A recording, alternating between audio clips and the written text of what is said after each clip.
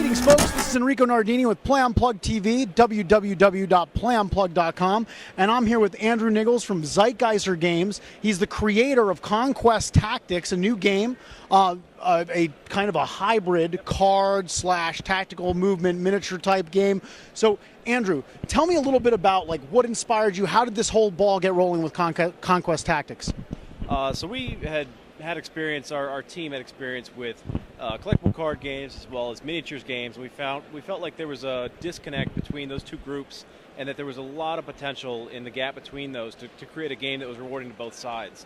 So after a lot of testing, we came up with this, which incorporates some of the deeper strategic concepts of a miniatures game, but streamlines it down into a card format. Very cool. And so there's tell us a little bit about the world behind it, because you've got a whole world, and it's slowly going to be expanding, bringing in these new continents and factions. So give the Play Unplugged viewers a kind of a primer. What's the world like? Right. So the world is called Yen Sen, and it's divided up into these 4 larger continents, each named after one particular element. And there's a story behind how it got divided into all these continents. But the basic story within this set, the initial story, is that the fire continent, which is home to the Kabora and the human factions, is being invaded by the Malice, which is the 3rd faction in the box. So the entire world is slowly being invaded by this evil trans-dimensional horde, but this is the first continent to really get hit hard, so they have to fight to kind of survive for their own continent, but unfortunately they have history between themselves, so the humans and the Kabora already have a lot of fighting going on between them. So it's just 3 factions who all hate each other and are really trying to establish dominance within the Fire Continent. Very cool. So there are a lot of, you ran me through a little bit of a demo, and moving the cards around and the tactical combat aspects. Just give us a quick overview of how the game actually plays. Sure. So the main essence of it is that you have a 5x5 grid board that you have your troops on, your opponent has their troops on, and you're trying to... We're live, so there's always fans going around. It's okay, don't worry about it. So you have a 5x5 grid board where your troops are moving around, as are your opponent's troops. So you have to maneuver in and attack them or hit them with ranged attacks, but they're doing the same thing, and you have to take into account some miniatures concepts like line of sight. You can have your archers in the back or your casters in the back, and they can shoot over your own guys, but you can't shoot over your opponent's characters. So you have to kind of organize your forces. The whole time you're also managing your resource called tactical points, which determines how much you can do on any given turn.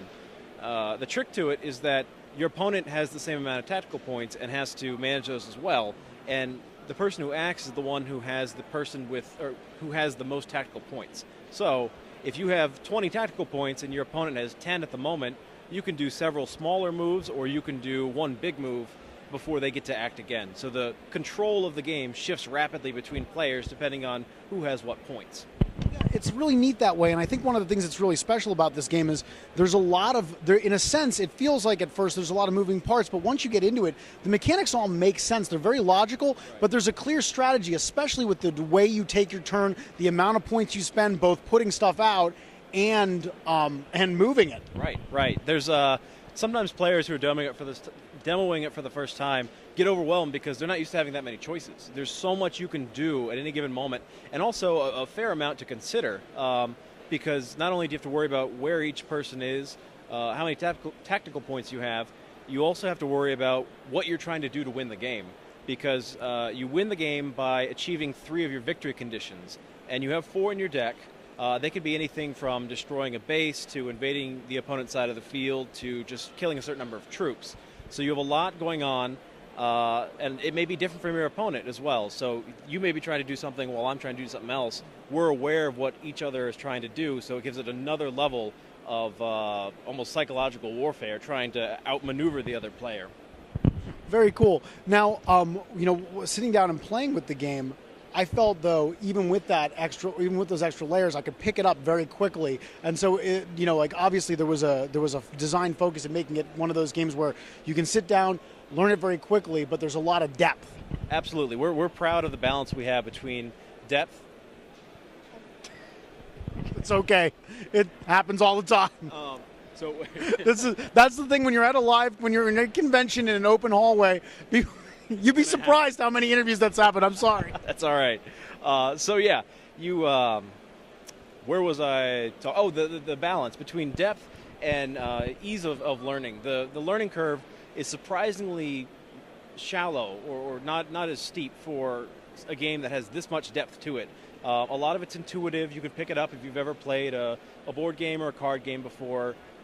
It's the very logical steps. So you can pick it up really quickly, but at the same time, like you said, it has a lot of depth that is easy to learn. One thing that's interesting is, when you think card game, you think to a certain degree, even if you're designing a deck, a degree of randomness. But actually, the opening, like how you set your stuff up, there are some random elements when you're drawing from your deck, but the opening of it is even just another part of the strategy. Exactly. We've made one of our mottos for this game to be choice over chance. A lot of card games, as you said, suffer from a lot of randomness. A lot of strategic games suffer from the randomness of dice rolls.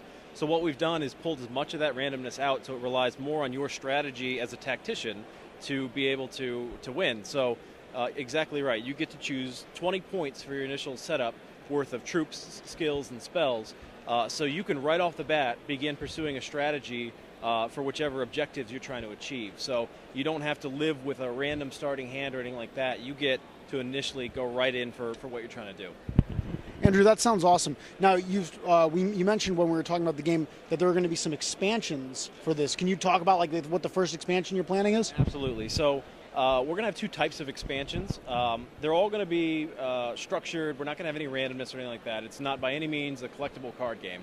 What we're going to have is some expansions that are going to kind of supplement the factions we have now. We have the 3 factions, as I mentioned.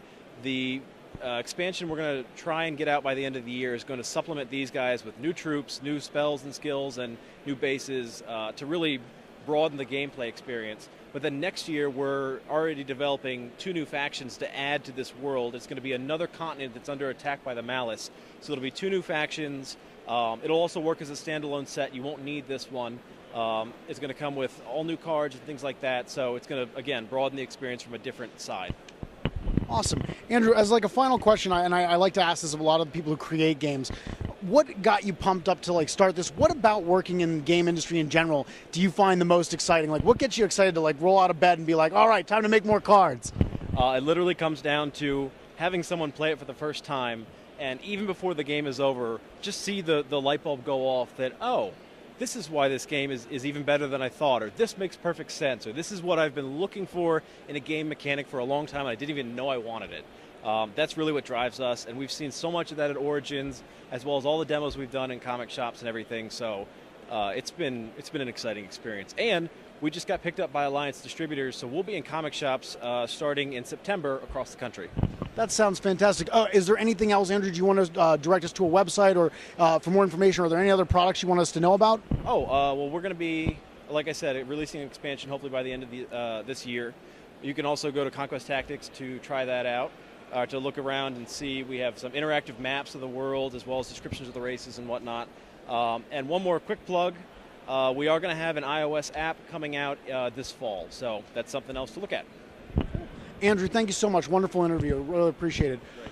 Folks, this is Enrico Nardini with Andrew Niggles from Zeitgeyser Games, Conquest Tactics. We will see you next time on another episode of Play Unplugged TV.